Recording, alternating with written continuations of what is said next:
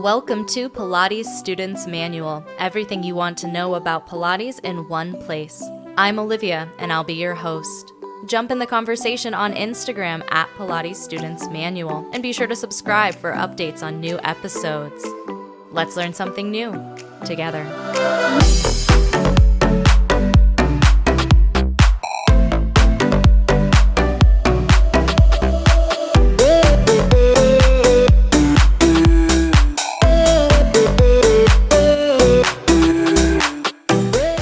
Hello, everybody. Welcome back.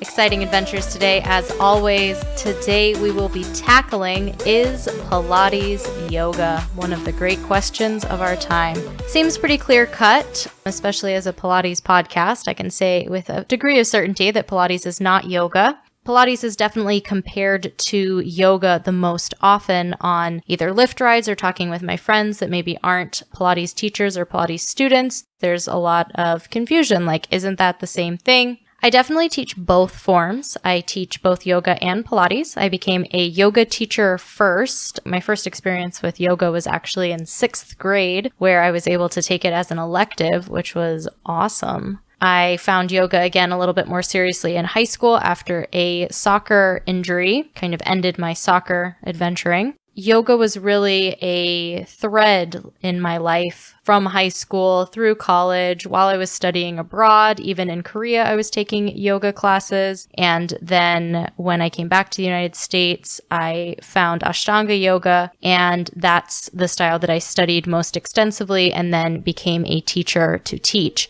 When I moved to Chicago in 2016, that was my first exposure to Pilates, although I realized that some of the things that I had done even in high school or as a kid were actually, some of those things were Pilates exercises. Even some of the warm-ups that we would do for soccer, I think, had some Pilates origins, but I didn't know it as Pilates.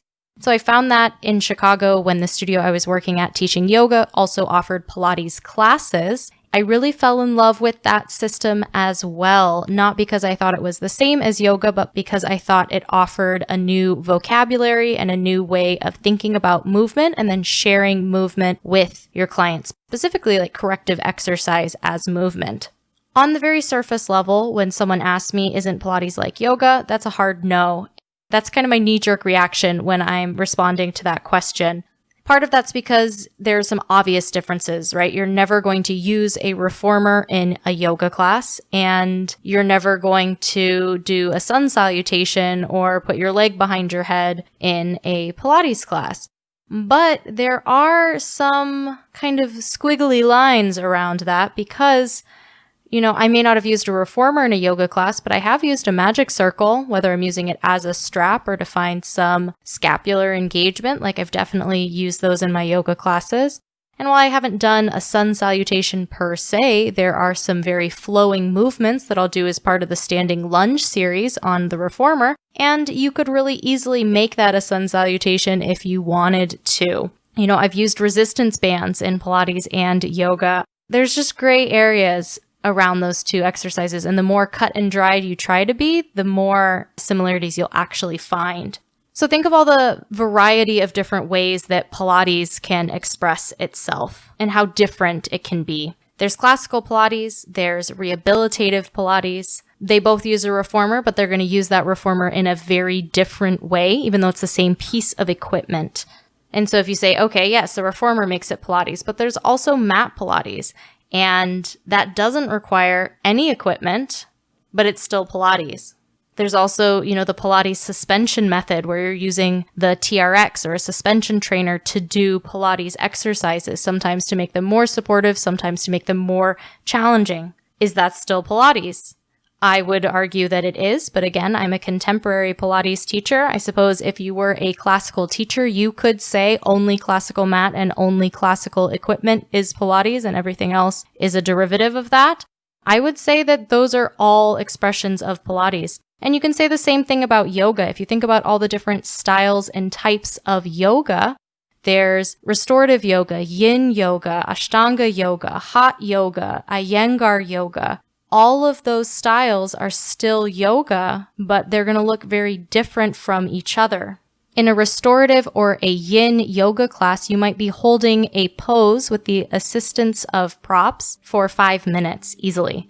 And in Ashtanga, you might hold a pose for 5 breaths, and they're both still yoga. In some flow or vinyasa classes, you may not be holding the pose at all. It might just constantly be a flow from one exercise to the next, almost like a dance, and that's also yoga. Important thing to know about yoga is that it's very old. The Hatha Yoga Pradipika, which is a yogic text that lists several of the yoga poses from the Hatha yoga tradition, which is kind of where you're holding the poses. It's not what I think is kind of the more popular yogic tradition in the US at least, which is like the flow yoga or the vinyasa yoga. But that text describing the poses, and it's like, here's tree pose, here's like lotus pose, things like that, that was written in the 1400s. And yoga may have been practiced as part of whether it's a religious tradition or by monks for as long as 3000 BC in like the Indus Valley civilization, like formative earth civilizations, and yoga is being practiced. So yoga definitely wins in the old category. Modern exercise yoga that really just focuses on the poses and the movements probably came to the US around the 1970s, and probably became popular in the 90s. It was a good time for yoga and probably still pretty popular. Pilates came to the US when Joe immigrated in the 1920s, and Pilates really became a thing in the 1930s and 40s, but again only became popular in maybe the 80s and 90s and is now experiencing a nice popularity resurgence. So yoga has definitely been around for longer. I'm not trying to debate that, but they have a lot of overlap, and I guess you would say Pilates has a lot of overlap with yoga since yoga was around first. The way Pilates and yoga are organized is there are 6 principles of Pilates, again, which Joe did not enumerate, but he discusses these themes in his books that he's written, both Your Health, that was published in 1934, and also Return to Life Through Contrology, which was published in 1945, his 2 books. And the Yoga Sutras of Patanjali were, I'm not going to put a date on that, very old, very long time ago, where 8 limbs of yoga are listed. So just looking at these 2 nice numeric series of themes, the 6 principles of Pilates are breathing, control, centering, concentration, precision, and rhythm, also called flow, rhythm, flow, same thing. The 8 limbs of yoga are the yamas, which are the restraints, the no-nos, like no stealing, no violence, no lying, no greed. The niyamas, which are observances, such as cleanliness, contentment, and discipline, things like that. Asana is the 3rd limb, which are the postures. Pranayama is the 4th limb, is breath. Pratyahara, which is withdrawal, usually sensory withdrawal. Dharana is concentration, dhyana is meditation, and samadhi is uniting with the universal consciousness. So we're already seeing some overlap, like right in the foundational principles of these forms of movement. Breathing and concentration are like legit nail on the head overlaps. Those are like the same. But you're beginning to see, though, that yoga, like the full picture of yoga, is more about how you live your life, and the movements are part of that. The Pilates principles are really just for Pilates. You could embody those principles in other things that you do, but Pilates is not telling you don't steal. It's really just about the movement, whereas yoga is more of a lifestyle choice. Again, difficult to make that argument sometimes because a lot of yoga practice that happens in the United States is not a lifestyle choice. It's I went to a yoga class and I sweat and I feel stretchy and nice now. You know what I mean? So it really depends on how deep you want to take yoga.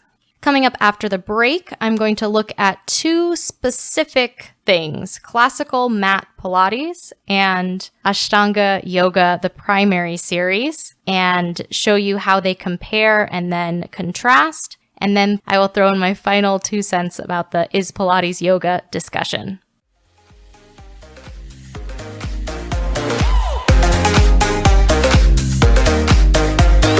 Hey there! Enjoying the episode? Me too! You should definitely subscribe so you get notifications about new episodes. And if you love it, maybe leave me a review. That would be awesome.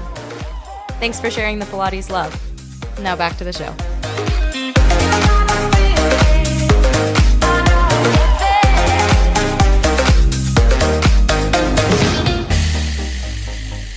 So looking at classical mat Pilates and the Ashtanga Yoga Primary Series. Classical mat is 34 exercises as taught by Joseph Pilates. They are described, enumerated, explained in Joe's book, Return to Life Through Contrology, which was published in 1945. Ashtanga Yoga, the primary series, was passed down by Sri Pattabhi Jois, outlined in his book, Yoga Mala, published in 2000, but practiced way before the book was written. There are 42 poses. Wikipedia has Ashtanga Yoga starting in 1948, but, Pattabhi Jois says that he learned it from his teacher, Krishnamacharya, so it could be earlier than that, but that's the neighborhood. Also, Return to Life and Yoga Mala are pretty much the same book. They're both just an enumeration of the exercises and how to perform them, which, as someone who does both styles of movement, it's really useful to have like a user's manual for that. I've linked both books in the description if you want to check them out. Both movement systems start with a warm-up. In classical Pilates, it's the 100. It's good for you, and it improves circulation, and it gets you into your breathing, and it warms everything up. Ashtanga Yoga starts with several sun salutations and 10 standing poses. But the goal of both of those things is the same, is to get you warmed up and moving. The greatest parallels between the primary series and classical mat happen in the seated postures and the closing sequence. The standing postures, there isn't a ton of overlap. I mean, you can talk about there's overlaps in terms of movement, that you're doing external rotation and things like that. Like the movement building blocks are the same as in all movement systems, but there isn't a lot of standing Pilates that happens in the classical mat sequence. Joe does have a standing sequence of things. There are overlaps there, but we're just talking about the 34 mat exercises so that I don't go on forever. There are a bunch of parallels in the seated postures, so that when I was doing mat training, I was like, wow, there's like really a bunch of parallels. About a third of the Pilates exercises and about a third of the seated poses and closing sequence, leaving out the 10 standing poses, it's about the same. So there's like a large overlap. The Venn diagram is getting clearer. Some of the specific overlaps that I see, and you may not be familiar with the yoga pose, Google's your friend, you can definitely look that up. You might be familiar with the Pilates movement. You can pretty much visualize from there that they're very similar. Spine stretch forward in Pilates is very similar to Paschimottanasana, which is a seated forward fold. Purvottanasana is a reverse plank in the primary series, very similar to leg pull or leg pull back, I've also heard it called, where you're in that reverse plank. In Pilates, you're lifting a leg. In yoga, you keep both legs down, but same idea. Navasana or boat pose, very similar to teaser. Exercises where you're rolling up and down, there are several of them in the primary series, like Garbhapindasana, like Supta Konasana, like Ubaya Padangusthasana. Those poses where you are rolling up, very similar to any of the rolling exercises in Pilates. So like rolling like a ball. To get down there so that you can roll back up in the primary series of Ashtanga, you're doing a roll down, a seated roll down every time. Supta Konasana specifically is very much like open leg rocker. Not only are you doing a seated roll down to get down there, a lot of times you're also doing a rollover where you're bringing your legs over your head into something like a plow pose or halasana, and then doing a thing, often rolling back up to seated in Ashtanga. So that's parallel. Setu Bandhasana is a bridge pose in yoga. It's a bridge pose in Pilates or bridge exercise. Sarvangasana is shoulder stand, very similar to control balance. In all of your sun salutations and all of your transitions between the seated exercises in Ashtanga Yoga, you're doing a Chaturanga Dandasana or a push-up over and over again. I would argue that your upward-facing dog, your Urdhva Mukha Svanasana, is a swan. There are some loose parallels in exercises. The ones that I mentioned are like straight up, that is the same body shape. The way you're getting there is the same. There are some looser parallels in exercises, especially like the advanced exercises like seal is very similar to an exercise called embryo pose, Garbhapindasana, where you are rolling back and down. In embryo pose, you're rolling in a circle. I've heard 5 times. I've heard 9 times because it's the months of gestation, but you are rolling back and forth. Seal is also very similar to an exercise called Bhuja Pidasana, which is kind of like if you were to give your arms a hug with your legs, just like a little bit less intense. Seal in that case would also be like Kurmasana, where you're in that kind of turtle shape. There are even more crossovers to mat Pilates in other series of yoga, like the intermediate series. You'll have things like bow pose, which is very much like rocking and mat Pilates. So like the parallels don't end there, but those are just some of like the off the bat ones that I see that are interesting. And even beyond these exact exercises, how you do the exercises is also very similar. We're all talking about abdominal connection and working from the center, right? Centering is a principle of Pilates. And in yoga, you're also pulling your navel in, you're lifting your pelvic floor. In yoga, they're called bandhas or locks, where you're lifting your pelvic floor. That's Mula Bandha. You're pulling your navel in and up. That's Uddiyana Bandha. There's a third bandha where you're drawing your chin towards your chest, Jalandhara Bandha, the chin lock. That's going to give you that extra muscular connection that's going to let you do all of the movements that you're trying to do. You need that centered support. You also really see in both systems the intelligence of the sequence. In Pilates, especially on the equipment, that you're doing the same movement, even the same exercise, but in different body positions. So teaser, while you're seated, is the same as elephant when you're in like almost a downward facing dog shape on the reformer, right? It's that same V. It's either inverted or reverted. Same thing with pikes or pull-ups on the chair, right? It's that same connection. In Ashtanga Yoga, you're doing the same pose, but you're doing it often standing up, then sitting down, sometimes lying down, and then upside down oftentimes. Not as much on your side. There's definitely more side stuff that happens in Pilates. You're doing the same movement, but because you're in a different relation to gravity or you're on a different piece of equipment, the exercise might be more challenging. So if you think of a standing roll down, right, gravity is assisting you as you spinally flex and roll down towards your toes. But when you're doing that same movement, it's a roll up or a roll down, I guess, while you're seated, but gravity is going to make the way you feel that exercise be different. It's either going to be more challenging or less challenging, but you have that same connection to the muscles. So if you can do a roll down, you can do a roll up because the muscle movement is the same, but it's also different. Same but different. Both Ashtanga Yoga and the classical Pilates mat was meant to be practiced as a system. It wasn't like, oh, do a push-up to build strength. You will build strength by doing a push-up, but it's not about just that one exercise of doing the push-up. It's really doing all of the things together so that you can make those connections. And Ashtanga Yoga is the same. You're not going to get stronger or more flexible by doing one pose, but by doing all 42 poses, again, in the same order, same amount of breaths, same connection in those poses or exercises, that's how you improve, is because it's a system, not because it's a specific exercise. So you can see my dilemma as both a yoga and Pilates teacher, because there is a ton of crossover, and yet I know in my heart that they're different. What I usually tell people when they ask is, what is Pilates, is that it's a system of exercises developed by Joseph Pilates using the equipment that he created to build strength and flexibility with a mind-body connection. If you take out the exercises developed by Joseph Pilates and just say developed by Patabi Joyce, it's pretty much the same thing. There isn't equipment in yoga at all, but like in the mat exercises, there isn't really equipment. They're just props and you can add them in or take them out. What it comes down to is yoga is more of a system of living.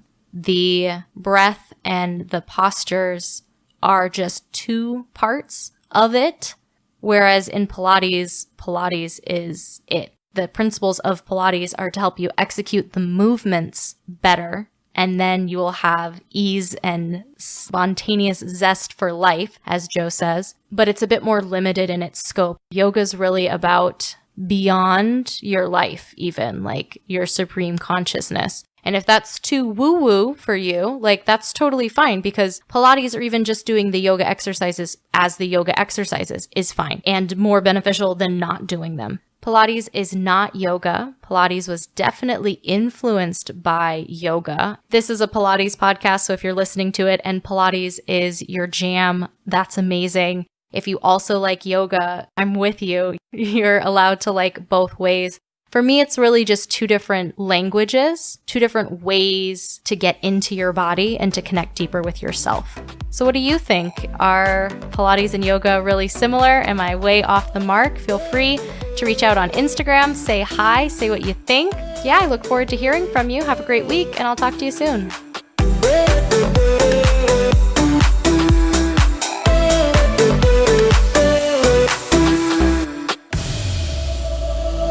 Thanks for stopping by for today's episode of Pilates Students Manual. Subscribe to follow the podcast and join the community of Pilates lovers on Instagram at Pilates Students Manual. You can reach out to me there with questions, comments, or feedback, or send me an email at pilatesstudentsmanual@oliviabioni.com. If you learned something new today, share this episode and the Pilates love. The adventure continues. Until next time.